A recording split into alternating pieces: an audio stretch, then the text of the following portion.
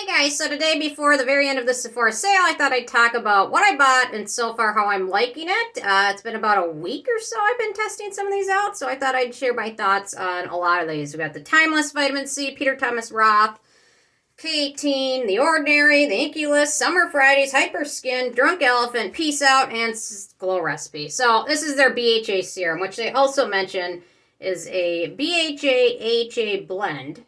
And I've been testing this out. This does have fragrance in it. It smells like strawberries. It's a little strong. It does dissipate pretty quickly, but that is from fragrance, which is the very last ingredient. So we've got strawberry extract, then we've got mandelic acid, salicylic acid, prickly pear, ginger root, and ferment. So let's do the pH, because I've been testing this out the last couple days, and I'm not totally convinced this is a very strong exfoliant. So although BHAs, well, a lot of people think they don't necessarily have to have the proper pH to function, but AHAs definitely want to be between 3 and 4. So I put in this on a little test strip, and we'll see where the pH ends up being. And I'll show this to you guys. But like I suspected, this is a little bit higher pH. I would say it's above 5. That's my thought. So, kind of like I guessed. I mean, and then we get, if BHAs don't necessarily require proper pH to exfoliate, that's great, but we do have AHAs in here, and they're not going to be able to do much other than offer some hydration, and when the pH is a little bit too high, salicylic acid can be a nice soothing ingredient, so there we go. So, in my opinion, this is probably a pass. Definitely wouldn't repurchase it, but anyway. So, there we go. So, that's a little pricey, so I'm glad I didn't pay full price for it. Okay, next up, let me talk about the Drunk Elephant. So I'm really not into reviewing much from Drunk Elephant. I'm kind of over them, especially when they came out with their new vitamin C serum, which in my opinion, kind of admitted that they knew their other vitamin C serum wasn't really working well. Because if it was great, just like they said, why would they release a new version? I don't know. Anyway, but I will review their new stuff. I just won't repurchase it. And I picked their their Miracle Butter. It's a fine moisturizer. There's nothing wrong with it. It's not quite as thick or as hydrating as you would think when they mention it's a butter. I think it's something a little bit thicker, and I've been using this on a couple of very dry patches, and it hasn't done too much to help. Probably just as good as any other moisturizer. So there we go. Although it's not as expensive. What do we have? There's no fragrance in here, but coconut oil is very high up. Vegetable oil, pumpkin seed oil, shea butter, mango seed butter, rosehip oil, and then jojoba, meadow foam, things like that. So if you have acne-prone skin, don't even touch this bottle.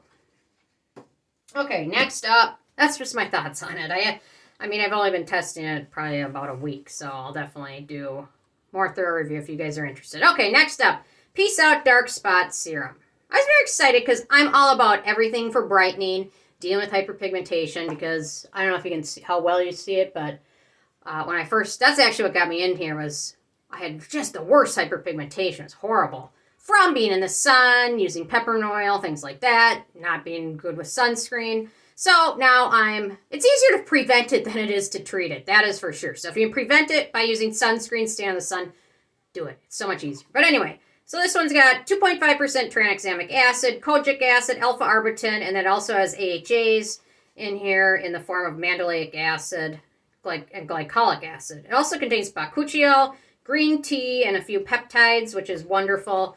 I can't say this works or not after testing it for a week. Really, with brightening serums, you need to give them 2, 3, 4 months tops. I mean, to really be able to tell if it's doing much. And I'll do a quick pH test for this one too, since it contains mandelic and glycolic acid. I have a feeling this pH of this one isn't going to be very low either, but okay. There we go. It's got a wonderful gel texture. Yeah, it's really nice. So the pH of this one, it's a touch lower actually. Around 4-ish. So it might be just on the upperwards of being super functional in terms of how the mandelic and glycolic acid work. But under 4 would have been the most ideal. But anyway, so it's still a decent one and no fragrance in it or scent. Okay, one thing I picked up, the Jour Hydrate, or it's the Hydrate and Set Powder. I've been using this since this came out. I love it. So that was just a repurchase for me. Another repurchase, the K18 Hair Mask. I've been using this for a few months now, and I love it. So if you haven't tried it, highly recommend it. And some hairdressers will sell it, or hairstylists will sell it a little bit cheaper. But once you figure the 20% in, it's probably going to come out to be about the same. Okay, Farmacy, 10% Waterless Vitamin C Serum. This stuff is shiny. I'm using it today, and I really set with extra powder. And once you apply moisturizer over it, it gets even more shiny. I'm not totally loving this one, but it might be a better one for at night.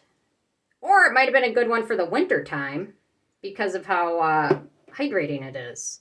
I can't see myself using this on a hot summer day. And then that's pretty much how it sets. So for 10% vitamin C, we've got sorbic acid, alpha-arbutin, ferulic acid. They also add a little bit of fragrance in the form of tangerine extract and bitter orange extract. But to be honest, I hardly smell them at all. And even just putting it on my face, I didn't smell it. So far it's intriguing. It's probably going to be better off at night, especially with spring and summer. I don't see myself using something that finishes that shiny. So anyway, but so far so good. What else do we have? A few things. Okay, Peter Thomas Roth. Vitamin A, C, E retinoid treatment. I thought this was going to be a little bit bigger. It's 1 ounce, so it's the size of a normal serum, but it's really expensive. Thankfully, I got on sale. We've got shea butter in here, pretty high up. To be honest, the vitamin A, C, and E, they're kind of lower. So we've got ascorbic acid. Let's see. Then we've got... trying to look for the HP. They use the HPR retinol, which is like the weakest form. Hydroquinone retinate. Very weak. And then vitamin E. Vitamin A, C, and E. Vitamin E is towards the bottom of the list. So... has no fragrance in it, though. I mean, I'll definitely finish it, but at this point, this one I know right off the bat, not going to repurchase it. It's just goes too fast for what it is. Also picked up the Summer Fridays vitamin C serum since I've really been liking a lot of their other stuff. I am liking this, but I haven't had as much of a chance to play with it because I've been playing with the Timeless. This one isn't really a new product, but this one uses a few forms of vitamin C derivatives. It does have a few fragrance ingredients at the end. It's not super strong fragrance, but it is there. The Hyper Skin came out with a mask, and actually I really like this. It's a more gentle AHA mask, and actually my skin can tolerate it up to about 15 minutes when you're supposed to rinse it off, so it's not crazy strong like the Baby Facial or the Peel from The Ordinary. It's a little bit weaker than that and something I can actually use, so I actually really am enjoying it. So, what else do we have? Mandelic acid treatment from The Ordinary. I haven't tested this one yet. It's probably the least excited product. I'm least excited about a product, but I will test it. This was a repurchase, The Ordinary Buffet and Copper Peptides.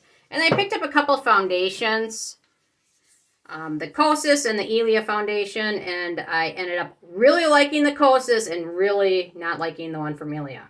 I don't know why, if it's just dry skin, or maybe the match might be just a little different. I don't know, but something about this one makes it a lot easier to use than this one. It just is, kind of pills a little bit on me. So this one was the winner, this one not so much. So that's it, I think. You know what, that's the most I've spent at a sale at Sephora in several years. I don't know what, but something just made me go crazy. I don't know. It's been known to happen, because I just mentioned at least once a day I'm crazy with this stuff. But anyway, so these are kind of my experiences with all of them. I'll link to them all below, and hopefully it helped. If you have questions about any of them, leave a comment, and I'll get back to you. And anyway, thank you guys so much, and I will see you more tomorrow. Bye, guys.